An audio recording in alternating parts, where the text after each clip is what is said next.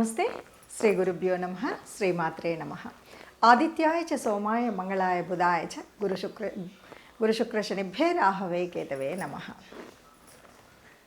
మనం ప్రతినిత్యం కూడా ప్రకృతిలో బతుకుతున్నటువంటి ప్రతి జీవరాశికి ఖగోళంలో ఉన్నటువంటి ఆ గ్రహాల ప్రభావం అనేటువంటిది పడుతుంది. అయితే ఇది మారుతూ ఉన్నప్పుడు ప్రతినిత్యం కూడా గోచార రీత్యా గోచార ఫలాలు చెప్పుకోవడం ఒకటి. ఇది కాకుండా మనకి ఈ గ్రహాల మార్పు అనేక రకాలుగా ఉంటాయి. ఒక్కొక్కసారి కొన్ని గ్రహాలు వెనక్కి వెళ్ళడం అంటే వక్రగతి అంటాం. ఈ వక్రగతి దగ్గరికి వచ్చేసరికి వాటి వల్ల ఫలితాలు మారుతూ ఉంటాయి. అలా ఈ వక్రగతిగా వెళ్ళడము అనేటువంటివి ఎలా ఉంటుంది అంటే, నిజం చెప్పాలంటే మనకున్న గ్రహాల్లో సూర్యచంద్రులు ఇద్దరికీ అసలు వక్రగతి ఎప్పుడూ ఉండదు. రాహుకేతువుల్ని కనుక తీసుకున్నట్టయితే ఎప్పుడూ వక్రగతిలోనే ఉంటారు.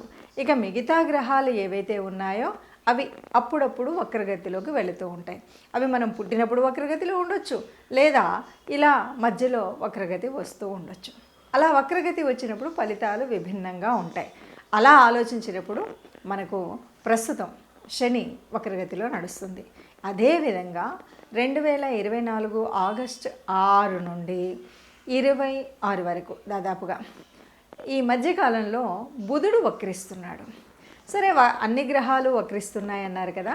ఇలా వక్రించినప్పుడు మరి ప్రత్యేకత ఏమిటి అని కనుక మనం అనుకున్నట్టయితే, బుధుడి యొక్క వక్రగతి అన్నప్పుడు పెద్ద తేడా ఏం లేదు. శని వక్రగతి అన్నప్పుడు పెద్ద తేడా లేదు. ఆ సమయం ఏదైతే వక్రగతి సమయం ఉందో అప్పుడు కొన్ని ఫలితాలు అయితే వస్తాయి.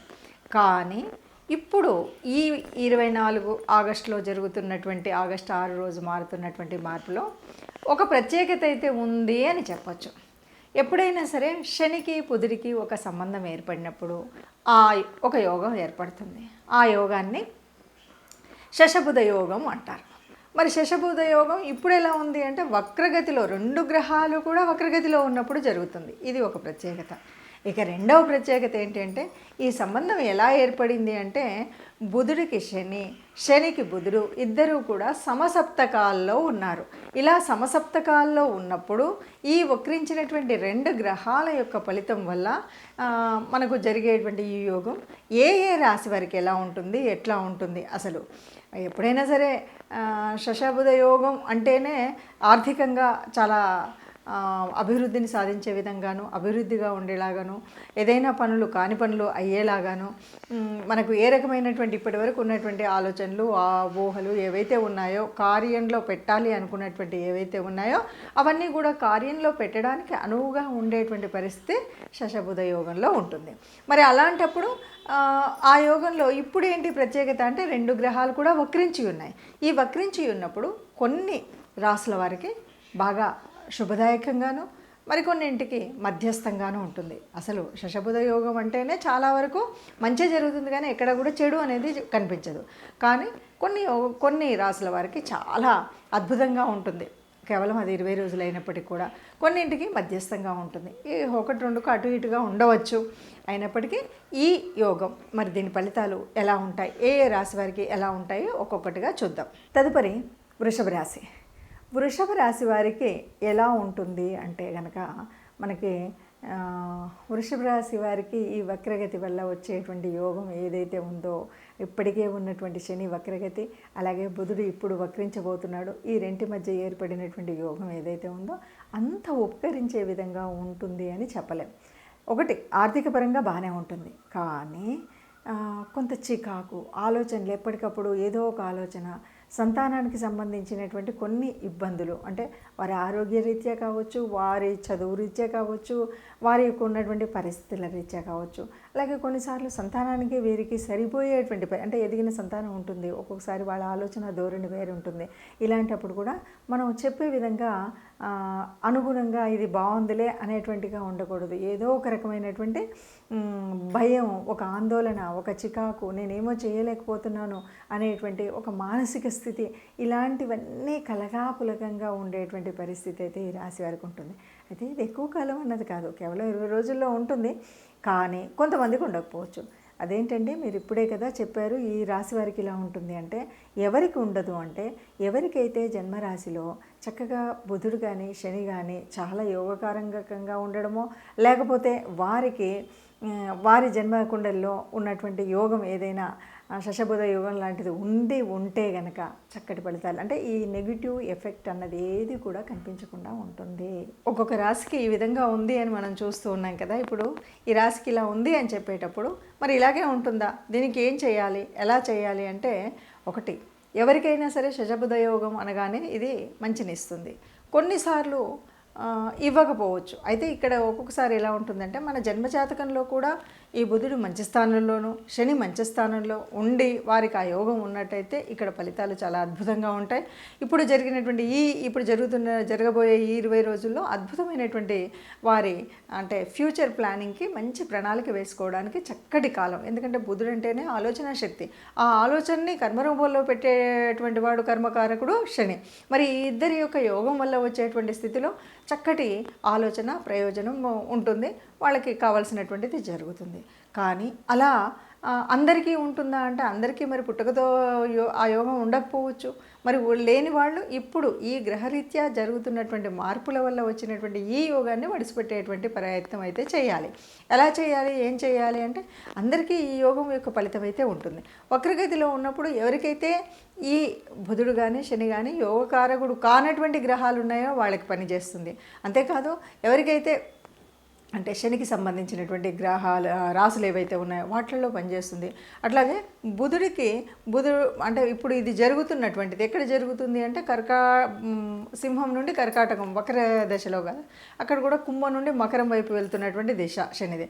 సో ఈ 4గురికి కూడా అద్భుతంగా ఉంటుంది. అంతేకాదు బుధుడికి మరి ఈ ధనుర్రాశిలోను మీనరాశిలోను ఈ 2 రాశులలో కూడా అద్భుతమైనటువంటి ఫలితం ఉంటుంది. ఎందుకంటే ఇక్కడ కోణాధిపత్యం ఉన్నటువంటి ఇది అవ్వడం వల్ల వీళ్ళకి ఈ రాశుల వారికి చాలా అద్భుతమైనటువంటి ఫలితం అయితే ఉంటుంది.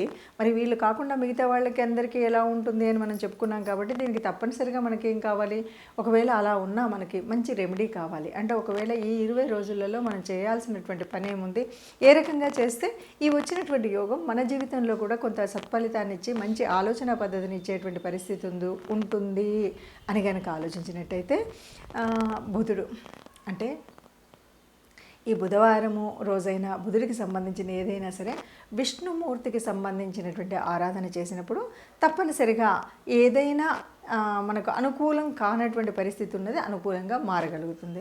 అందువల్ల విష్ణుకు సంబంధించినటువంటి విష్ణు సహస్రనామార్చన కానీ, విష్ణు దేవాలయాలకు వెళ్ళడం కానీ, లేదు రాముడికి అంటే విష్ణుమూర్తి యొక్క అవతారాలకు సంబంధించిన ఏ అవతారమూర్తినైనా సరే మనం పూజించడం, కీర్తించడం, స్మరించడం, ఆ గుడికి వెళ్ళడం, ఆ తత్సంబంధమైనటువంటి వస్తువుల్ని ఎవరికైనా దానం చేయడం, ఇలాంటి పనులు కనుక చేసినట్టయితే ఈ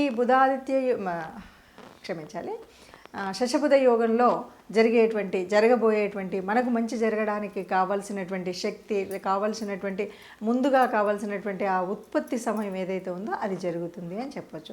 అందుకుగాను చేయవలసినటువంటి రెమెడీస్ అంటే ప్రత్యేకంగా ఏమీ లేకపోయినప్పటికీ విష్ణు దేవాలయానికి వెళ్ళడం కానీ, విష్ణుమూర్తిని అర్చించడం కానీ, విష్ణు సహస్రాన్ని వినడం కానీ, వీటితో పాటు విష్ణుమూర్తి అవతారమూర్తులైనటువంటి ఆ అవతారాలు ఎత్తినటువంటి ఏ అవతారంలో కృష్ణావతారం అవ్వచ్చు, రామావతారం అవ్వచ్చు, మీకు సంబంధించిన ఎందుకంటే రాముడు కొంతమందికి ఇలవేల్పుగా ఉంటాడు, కృష్ణుడు కొంతమందికి ఇలవేల్పుగా ఉంటాడు. అంటే మీ ఇలవేల్పు ఎవరైనా సరే, మీ ఇష్టదేవత ఎవరు ఉంటారో వారికి అనుగుణంగా మీరు దానికి అనుబంధంగా ఉండేటువంటి దేవతా ప్రార్థన చేయడం మర్చిపోకూడదు, ఆ దేవాలయానికి వెళ్ళడం మర్చిపోకూడదు.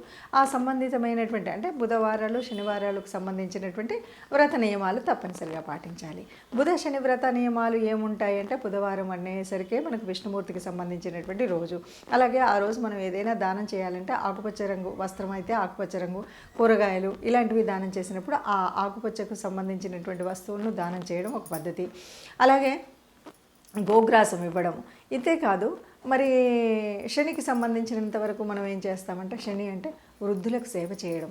ఎవరైతే కర్మచారులు ఉన్నారో వారికి కావాల్సినంత ఇంత ఆకలి తీర్చడం కోసం చేయాల్సినటువంటి పని.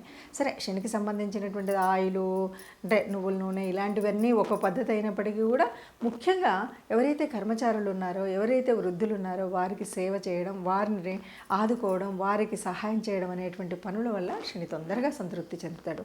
ఇలాంటి పనులను చేసినట్టయితే చక్కగా మనం అనుకున్నటువంటి కోరికలు తీరుతాయి.